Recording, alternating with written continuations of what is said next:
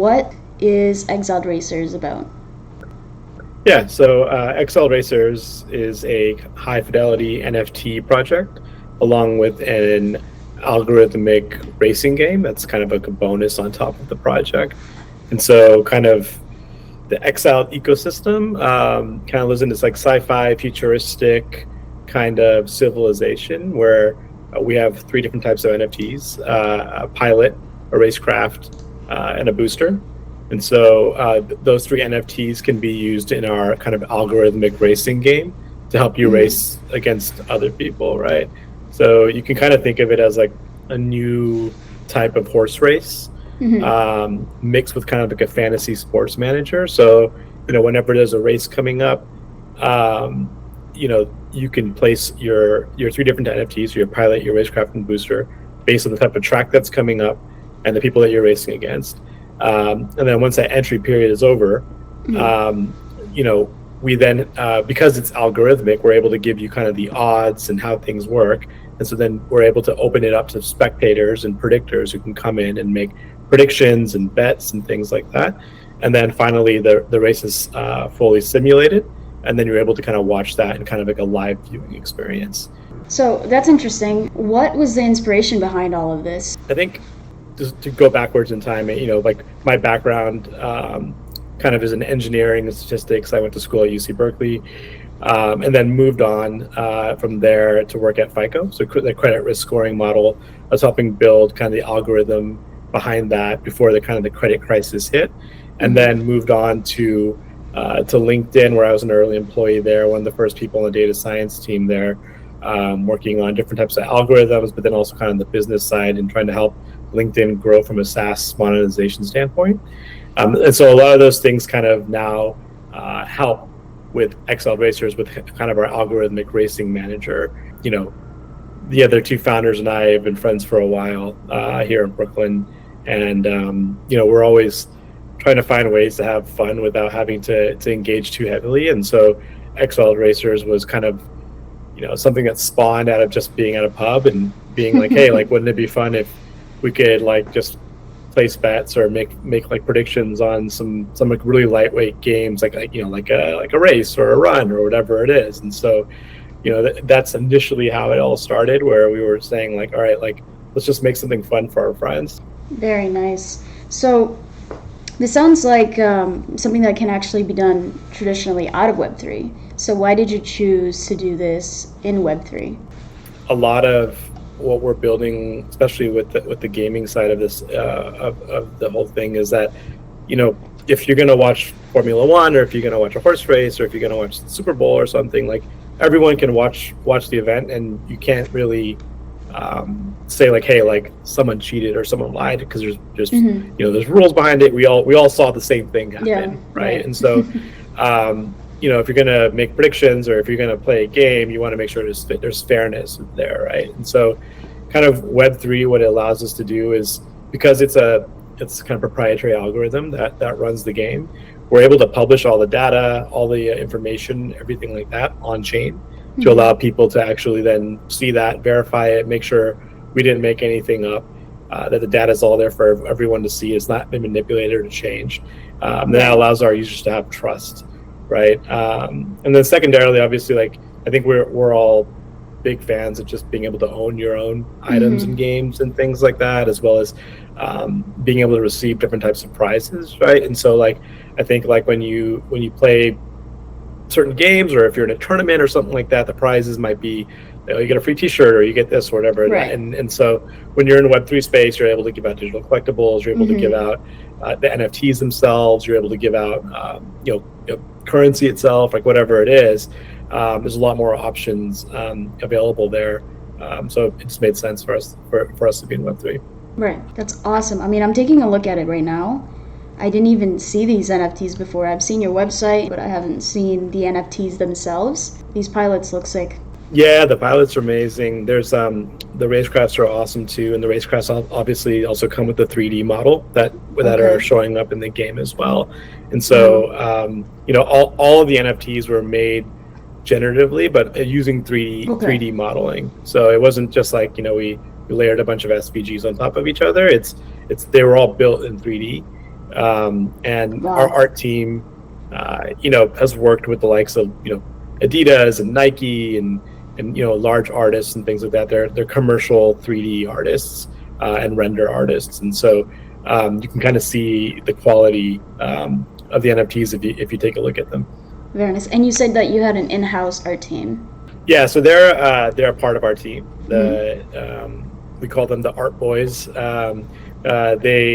They're commercial artists. They work nearby in an office nearby, and they've been part of the team since the beginning of the company as well. So. And when was the beginning of the company? How long ago was that? Yeah, I mean, it's been around for about a year and a half now. Okay. I would say Fairly new.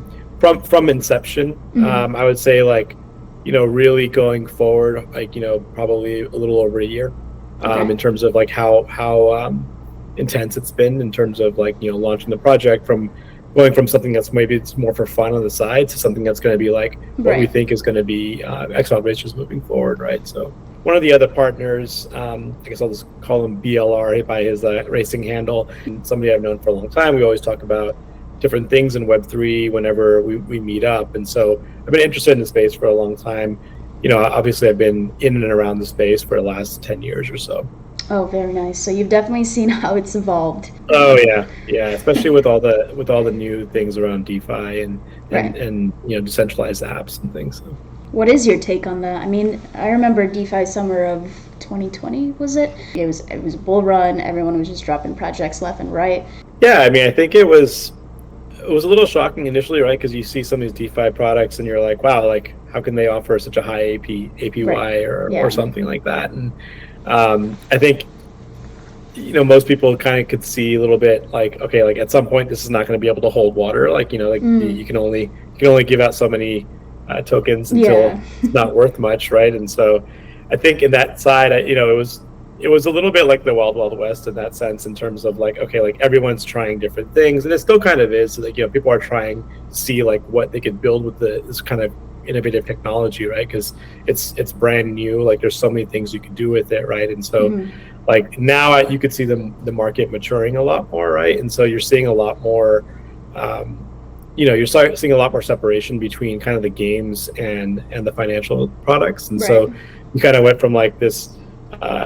The financial products to these games that essentially were financial products, I would consider Axie Infinity, something like that, where you're basically grinding to get tokens, and then those tokens, it's essentially farming, a way to get it's like a farming or APY farming, right? And so now you're kind of seeing more of the games that are not necessarily play to earn, right? They're actually just play to have fun, right? Which is I would consider Exiled Racers in that bucket, where it's not necessarily a financial game. It's a game where you play to have fun, and you can earn rewards on top of that, right? Right. Yeah.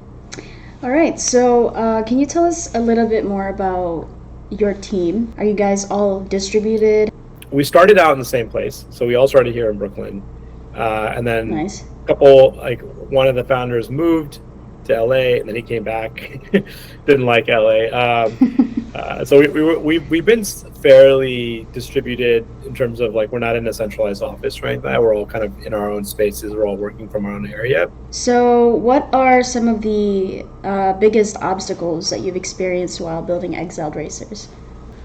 There's probably technical obstacles and kind of just the general kind of growth obstacles that you face. And from a technical side, obviously when you're building 3,000, unique NFT items in 3D, there's a huge technical hurdle to do that, especially the ships themselves, right? When most games have 10 ships you can choose from or something, right? Maximum 30, right? We had to build 3,000 unique ships that look just like the NFT, right? Which, in general, it seems it should be easy to do, but it's definitely not. There's a lot of quality, stuff that goes behind it that you have to look at each ship and make sure that it actually does match and does fit. As we all know, if you're in Web3, you need a wallet for a lot of things. And from that side, I think it's, how do you make it easier for people to get on board? How do you make it easier for people to play? Because wallets are hard for a lot of people, right? People who don't know what Web3 even is, right? Right. Those are kind of the biggest challenges from like a technical standpoint, but then from like a growth standpoint, you're talking about like we're based in kind of the Polkadot ecosystem with Moonbeam. That's kind of our main layer one, I guess what you'd call it, and so like the community is really tight. It's really strong community, but it's smaller, right? And so like to grow past that community into larger communities and to get bigger and bigger, there's a bit of a challenge, not only just with Web3 but within Web3, right? And so those are probably the biggest obstacles we're probably facing right now, I would say. Okay, yeah, that makes sense. Which tools have helped you and your team most in collaborating and building your project?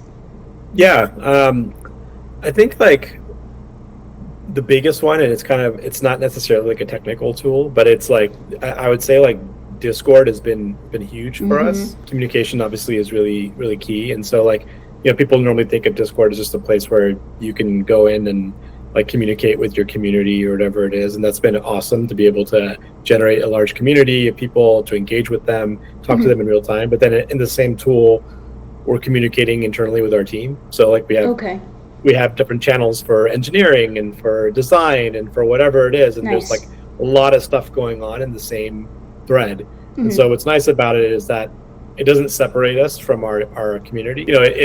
It helps keep everything centralized. What advice do you have for other founders and teams? Yeah, I think you need to think about your go-to-market early. I think a lot of people don't do that. Not even with Exiled Racers, with the previous companies I've launched and things like that. It's building Web3 is no different than building in Web2. Like if you're not solving a problem, or if you're not building something that people want, if there's no product market fit, like no one's going to buy it, or no one's going to play whatever you're doing. It's important to talk to your users and not just build something that you want and hope that everyone likes it. So what I would say is for other founders who are listening is that like focus on Web2 users. Like for Web3 users are there, they're going to be your biggest champions, but don't overly build only for Web3 users, because I think your larger audience is always going to be in Web2, and that like focusing on building that onboarding experience and make sure that it's easy for Web2 to understand, right? So like they're coming on, they don't have any difference between what they're used to using and what they're using with your site, right? Yeah. So where did you say that we can learn more about Exiled Racers, the website, obviously? So you can go to exiledracers.com. Okay. Our Twitter is a great resource, so you can follow us at Exiled Racers. We post fairly regularly on Twitter. There's also a link to our Discord on our website that is a great spot to go to meet the rest of the community, to ask questions from us. Like we'll be able to respond to you pretty quickly if you have any questions. There's also a link to the collection, and you can see the actual NFTs from there. You can buy them from one of our NFT marketplace partners. And so, and then we'll be, hopefully in the next couple of months, we'll be releasing widely, where you won't be as gated as you probably see it right now, or you'll be able to go on and start watching people race live and place predictions, and whether that's for free or paid or whatever that is, and get involved with the community. Yeah. Well, that's all that I really had for you today. And thank you for, taking the time and sitting here with me and going through this interview. No, it's been great. These are fun. I always love doing these things. So. All right. Thank you so much, Sumeet. All right. Take it easy. All right. Bye. Talk soon. Bye.